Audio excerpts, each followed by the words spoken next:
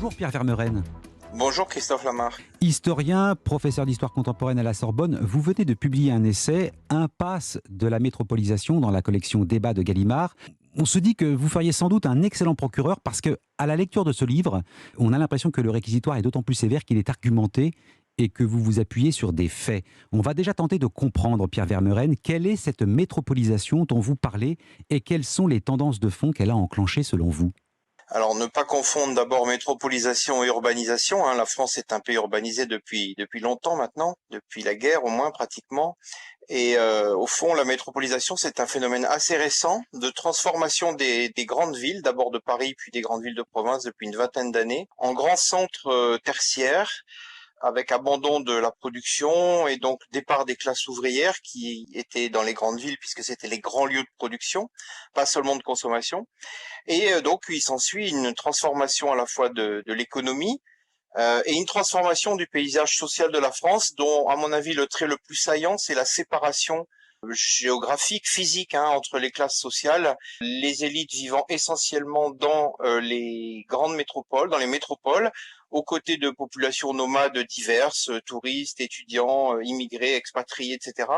Et le reste de la population française, à peu près la moitié, vit dans ce qu'il est convenu d'appeler maintenant la France périphérique, que ce soit d'ailleurs des campagnes ou des villes petites, moyennes ou grandes parfois, qui sont notamment des villes en crise post-industrielle.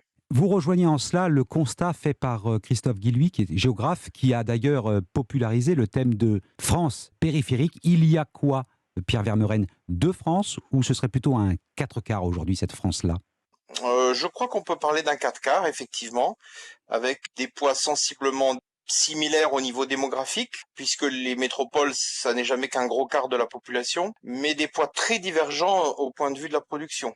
Alors les métropoles d'abord, qui produisent presque la moitié de la richesse nationale avec un quart de la population et sur une minuscule partie du territoire. Ensuite, ce que j'appelle pratiquement le peuple des banlieues, en tout cas des zones pavillonnaires qui s'étendent parfois sur des très grandes surfaces autour des métropoles.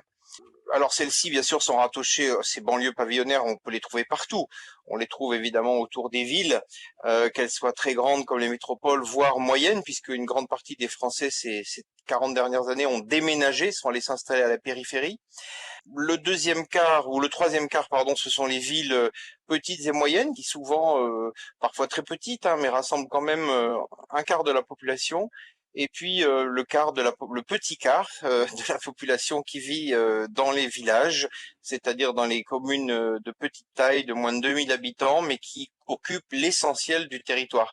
Donc tout ça fait un ensemble assez hétérogène et avec un problème manifeste de circulation, puisque entre ces espaces, même si on a toutes les infrastructures nécessaires en France, on circule physiquement et socialement assez peu au fond. Vous, dans votre livre Impasse de la métropolisation, on a le sentiment que cette élite traverse la France sans la voir. Elle prend le TGV à Paris, elle va à Lyon, elle prend l'autoroute et il y a ces barrières sur les autoroutes qui sont finalement autant de murs physiques. Ah oui, c'est vrai, quand on y pense, si vous voulez, ça n'a pas du tout été fait pour ça, puisque ça a été fait au contraire dans un esprit de vitesse et de rapprochement. Mais en réalité, ces grandes infrastructures construites depuis les années 70, que ce soit les TGV qui sont en voie pleine, c'est-à-dire qu'ils sont coupés par des barrières de leur paysage, enfin de leur entourage, idem pour les autoroutes. Ce sont en fait à la fois des infrastructures qui unissent le peuple des métropoles, si on peut dire, mais qui le coupent totalement de l'environnement extérieur. Et donc ça crée, il faut imaginer la France comme une sorte de petit casier isolé par ces grandes infrastructures. Mais surtout, ce qui est intéressant, c'est que les métropolitains, donc les habitants des très grandes villes, 20 à 30% de la population, vivent entre eux au fond, se rejoignent d'une métropole à l'autre. On le voit très bien dans le phénomène des informations télévisées. Quand on veut savoir ce qui se passe dans le sud-ouest, on envoie un correspondant à Bordeaux. Quand on veut savoir ce qui se passe sur la Côte d'Azur, on envoie un correspondant à Marseille. Et en dehors de catastrophes climatiques ou autres, il y a une sorte de monde rétréci autour de ces grandes agglomérations et de leur population privilégiée, privilégiés, ça ne veut pas dire qu'ils font rien, ils travaillent beaucoup, ils gagnent beaucoup d'argent, mais du coup ils n'ont plus besoin tellement du reste du peuple dont les activités de production, que ce soit dans l'agriculture ou dans l'industrie, ont été très fortement réduites. Ce que l'on pourrait appeler la sécession des élites, ça fait penser à l'historien américain Christopher Lasch, qui l'avait écrit dans les années 70. Ça fait penser plus près de nous à Christophe Guilluy. Je reviens encore à lui parce que vous le citez dans votre ouvrage. En fait, ce sont deux mondes qui ne se voient plus et donc qui ne se regardent plus. Oui, et il faut souligner, si vous voulez, le caractère tout à fait neuf de ce phénomène et ses conséquences. Le caractère tout à fait neuf, c'est que jusqu'aux années 60, 70, les élites françaises, comme partout, elles vivaient au milieu du peuple. Physiquement, elles ne vivaient pas comme le peuple, mais elles vivaient au milieu, à proximité, dans les villages, dans les petites villes, dans l'ensemble du territoire, parce que les usines étaient réparties partout, parce que les terres étaient possédées partout, parce que les fonctionnaires se trouvaient un peu partout. Alors vous me direz, c'est toujours le cas dans le cas des fonctionnaires, mais on voit bien qu'il y a aujourd'hui une école ou une santé à deux vitesses, donc on pourrait en discuter. Et les conséquences de ce phénomène, c'est qu'il y a une coupure finalement qui s'est faite entre des élites que l'on pourrait qualifier de mondialisées, parce qu'elles vivent à la fois entre elles, entre métropoles européennes aussi, hein, et puis avec des zones touristiques réservées, que ce soit en France ou à l'étranger, voire même hors d'Europe. Et puis un peuple que je ne qualifie pas de peuple français, parce que tout le monde appartient au peuple français, mais en tout cas une partie importante du peuple qui vit dans cette France périphérique et qui est en circuit fermé en quelque sorte. Un livre très intéressant il y a quelques mois avait dit le système productif aujourd'hui fait que les élites pour la première fois n'ont plus besoin du peuple, et bien sûr il y a des conséquences politiques, hein. Pour moi la crise des gilets jaunes qu'on a connue, qu'on a analysée, qu'on a disséquée, c'est vraiment une révélation en quelque sorte, peut-être involontaire, mais en tout cas une révélation de cette grande fracture démocratique et sociale.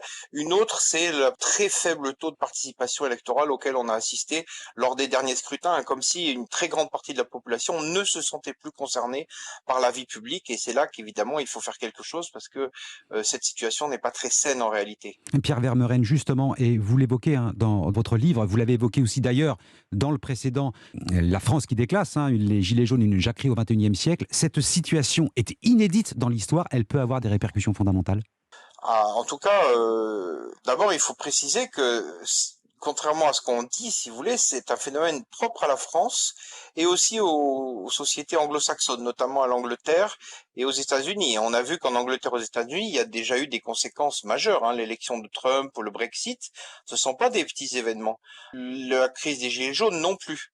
Donc il y a des pays qui ont mieux réussi à maintenir leur industrie, à maintenir des activités sur l'ensemble du territoire, à créer moins d'inégalités, que ce soit l'Allemagne, l'Italie, le Japon. Et donc je pense qu'on doit réfléchir dans cette direction pour à la fois désamorcer la crise sociale et les tensions qui sont bien réelles, hein, qui sont profondément incrustées, même on peut dire, et aussi désamorcer la crise politique qui s'annonce, parce que au fond, toute crise sociale et économique, elle finit par avoir des répercussions politiques.